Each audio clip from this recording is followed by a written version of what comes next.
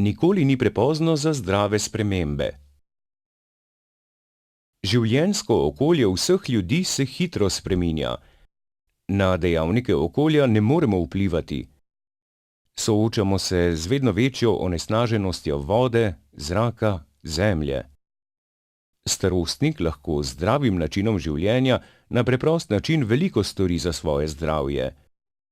V zdrav način življenja vključuje primerno ali prilagojeno fizično aktivnost, ohranjanje svežine duha, primerno prehrano, opustitev kajenja in alkohola ter opustitev drugih zdravju škodljivih razvad. V starosti ima velik odstotek ljudi kronična obolenja, kar zahteva od starostnika, da se prilagaja zdravljenju in uživa predpisana zdravila. Kljub temu pa mnogi ohranijo aktiven način življenja, kar od starostnika zahteva, da se potrudi sam. Za starejše je zelo pomembno, da se naučijo uporabljati pripomočke. Pri dnevnih opravilih lahko pomislijo na stabilno in varno obutev.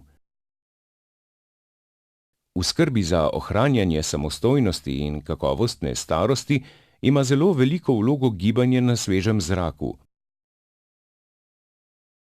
Zelo pomembno je tudi zavedanje, da imajo možnost izbire oziroma iskanja enostavnih rešitev, kaj lahko vsak sam postori po svojih zmožnostih. Nihče ne more pomagati, če si starostnik ne želi pomoči. Če želimo, navade lahko spremenimo. Seveda ni lahko spreminjati življenjskih navad in rutine, ki nas spremlja vse življenje, saj je tako zelo udobno in od nas ne zahteva dodatnega truda. V svoj zagovor zelo radi rečejo, da tako počnejo vse svoje življenje in bodo pri tem vztrajali. Veliko starih ljudi se odloči za spremembo in opustitev slabih življenjskih navad, šele takrat, ko resno ogrožajo zdravje. Žal pa se v veliki meri takrat ne da povsem odpraviti škodljivih posledic. Je pa še vedno bolje opustiti škodljive navade pozno, kot pa sploh ne. Opustitev teh navad moramo izvesti postopno in ne na hitro, saj je telo navajeno na škodljive navade. Z nenadno opustitvijo bi telo šokirali in bi povzročili še več težav. Predstaviti vam želim primer starejšega gospoda, ki je opustil kajenje, ko se je njegovo zdravstveno stanje poslabšalo in je preživel blago možgansko kap.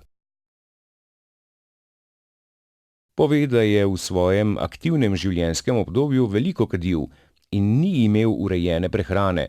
Namesto obroka se je včasih zgodilo, da je popil pivo ali vino. Imel je pretežno stoječe delo in bil je veliko v skrbeh.